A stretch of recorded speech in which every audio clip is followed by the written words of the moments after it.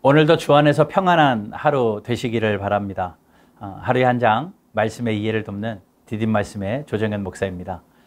사도 바울은 고린도 교회 성도들에게 예배 중에 일어난 문제에 대해서 설명합니다. 특히 예배드리는 복장에 관해 설명하는데, 남자는 머리를 가리지 않아야 하나 여자는 머리를 가려야 한다고 가르칩니다. 당시 고린도 교회 여자들 중에는 머리에 수건을 쓰지 않고 흐트러뜨린 채로 기도와 예언을 하는 자들이 있었습니다. 이는 당시 부도덕한 여인들의 모습을 뜻하며 무질서하면서도 부끄러운 모습이었습니다. 여자만 수건을 써야 한다는 것은 남녀 차별의 문제가 아닙니다. 이것은 하나님께서 세우신 창조 질서에 온전히 순종하느냐에 관한 문제입니다. 왜냐하면 남자에게도 머리이신 그리스도께서 보여주신 모습을 따라 권위에 순종하고 따르는 사랑과 섬김의 모습이 요구되기 때문입니다.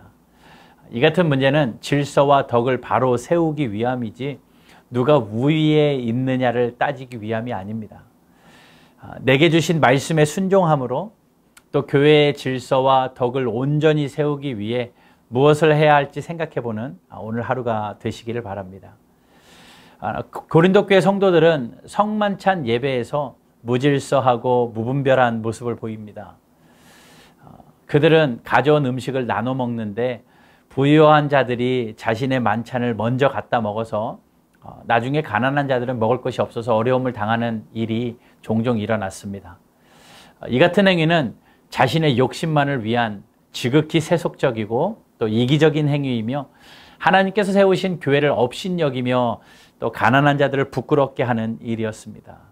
이에 사도 바울은 예수님의 찢기신 몸과 흘리신 피를 기념하는 성만찬의 참된 의미에 대해서 설명합니다. 바울이 전한 성만찬의 참된 의미는 떡과 포도주를 먹고 마실 때마다 예수님을 기념하고 또 예수님의 십자가 죽으심을 전하라는 것이었습니다. 이처럼 그리스도인은 언제나 예수님께서 나를 위해 자신의 생명을 내어주셨음을 기억하고 주님 오실 때까지 주님의 죽으심을 온전히 전하는 제자가 되어야만 합니다.